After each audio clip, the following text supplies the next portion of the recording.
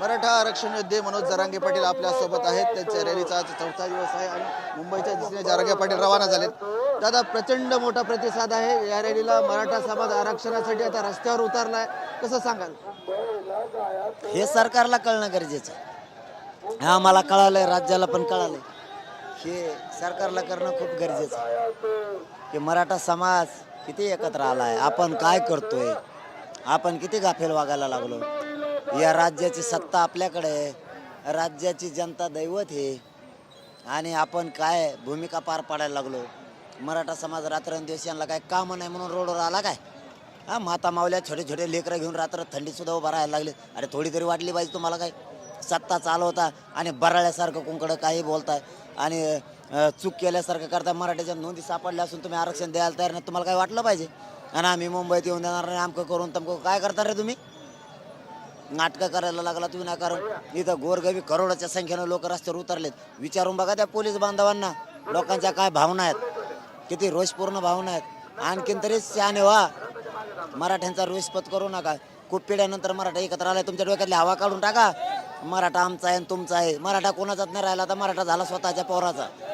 कोणाला घेण्यात नाही मराठा समाज. आता सगळे फेकून दिले पक्ष फिक्ष. सगळे लोकांनी स्वतःच्या पोरांसाठी रस्त्यावर उतरलेत. बघा पुढचं जर नशीब तुमचं चांगलं तुम्हाला ठेवायचं असलं तर बघा, नसता उगाच काड्या लावायच्या कामं नका करू. एखाद्या पोराला जर डवचिलं ना, अख्ख्या राज्यात जेवढे रस्ते तर रस्त्यावर मराठी उभा राहणार आहेत. रस्त्यावर. अरे मुंबईतल्या गल्ली गल्लीत तर मराठा आहेच आहे, पण मराठा तर रस्त्यावर राहणार आहे.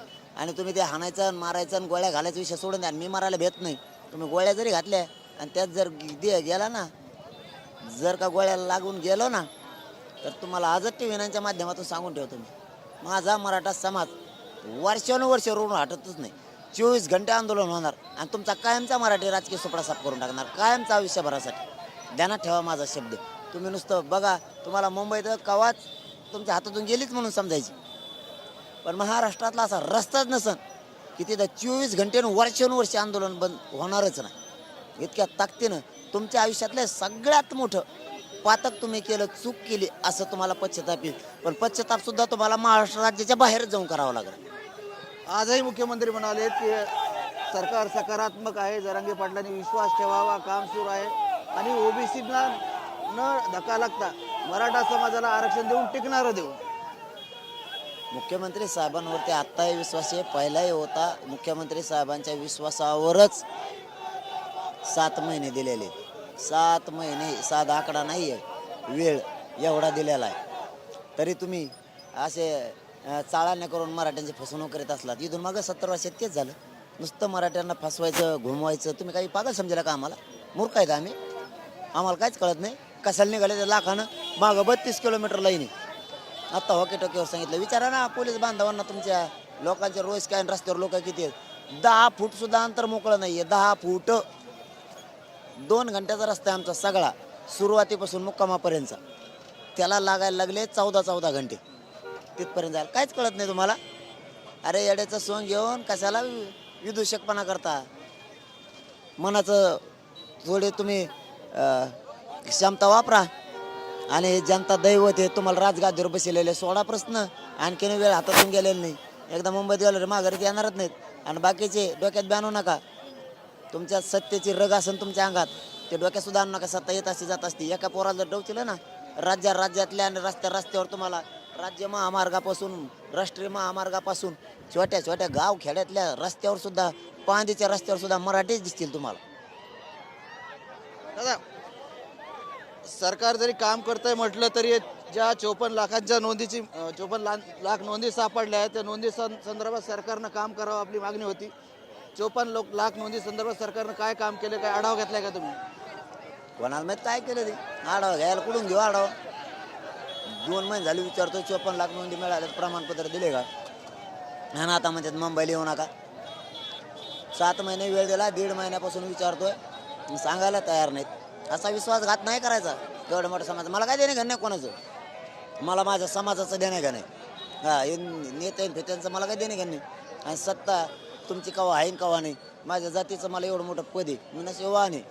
मला एवढं मोठं पद मिळालं, असं प्रेमाचं वैभव माझ्या नशिबात आलंय की मायबापाचं सुद्धा मला आठवण येऊ देत नाहीत का समाज माझ्यावरती प्रेम करतोय. मला याच्यापेक्षा काय मोठं पाहिजे?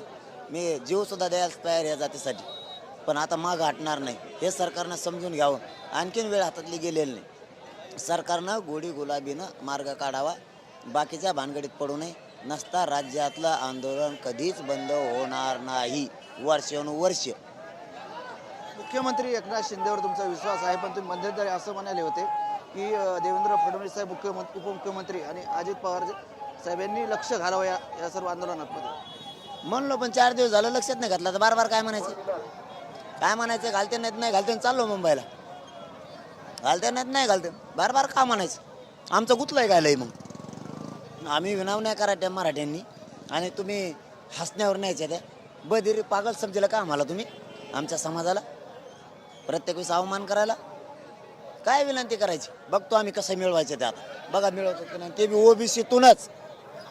नक्कीच आम्ही बघून घेऊ आणि ओबीसीतूनच आरक्षण मिळवून घेऊ, असं जरांगे पाटील यांचं ठाम मत आहे. आणि मुंबईच्या दिशेने जरांगे पाटील आणि त्यांचा मोठा करोडाच्या संख्येने मोठ्या प्रमाणात मराठा समाज आता मुंबईच्या दिशेने निघालेला आहे.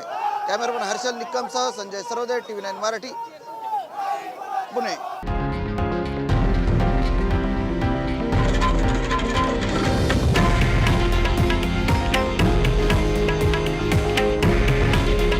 हे आहे देशातील नंबर 1 न्यूज नेटवर्क आणि आपण पाहत आहात TV9 मराठी.